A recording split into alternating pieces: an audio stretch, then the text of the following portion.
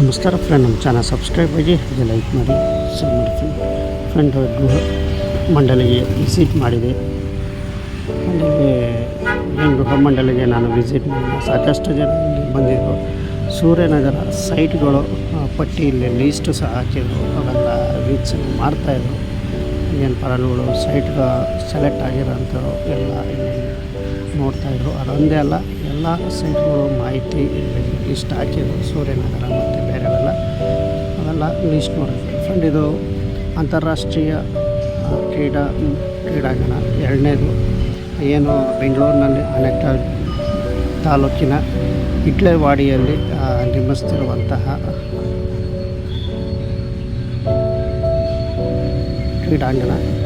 Drawing ನೋಡಿ, ಇಲ್ಲಿ ಗೃಹ ಮಂಡಳಿಯ ಕೆಳಗಡೆ ಡ್ರಾಯಿಂಗ್ ಹೆಚ್ಚು ಡಿಸೈನ್ ಎಲ್ಲ ಬಿಟ್ಟು ಇಲ್ಲಿಕ್ಕಿದ್ರು. ಅದು ಡಿಸೈನ್ ನಿಮಗೆ ತೋರಿಸ್ತಾ ಇದ್ದೀನಿ. ಈ ಥರ ಮೈದಾನ, ಫೀಲ್ಡು ಎಲ್ಲ ಪ್ರತಿಯೊಂದು ಇರುತ್ತೆ ಅಂತ ತೋರಿಸ್ತಾರೆ. ಸುಮಾರು ಒಂದು 75 ಎಕರೆಯಲ್ಲಿ ಇದು ನಿರ್ಮಾಣ ಆಯ್ತಿದೆ ಅಂತ ಇಲ್ಲಿ ಹೇಳ್ತಿದ್ದಾರೆ. ಫ್ರೆಂಡ್, ಇದು ಏನು ಗೃಹ ಮಂಡಳಿಯಲ್ಲಿ ಆಫೀಸಲ್ಲಿ ಇಟ್ಟಿರುವಂತಹ ಒಂದು ಕ್ರೀಡಾಂಗಣ, ಒಂದು ಡ್ರಾಯಿಂಗು ಕೆಚ್ಚು ಯಾವ ಥರ ಇಲ್ಲಿ ನಿರ್ಮಾಣ ಮಾಡ್ತಾರೆ ಅಂತ. ಇದು ಗೃಹ ಮಂಡಳಿಯರು ಜಂಟಿಯಾಗಿ ನಿರ್ಮಾಣ ಮಾಡ್ತಿರುವಂತಹ ಸೂರ್ಯನಗರ ಹತ್ರ, ಆನೇಕಲ್ ತಾಲೂಕಿನ ಹತ್ರ ಇದು ಅಂತಲೇ ಹೇಳ್ಬೋದು.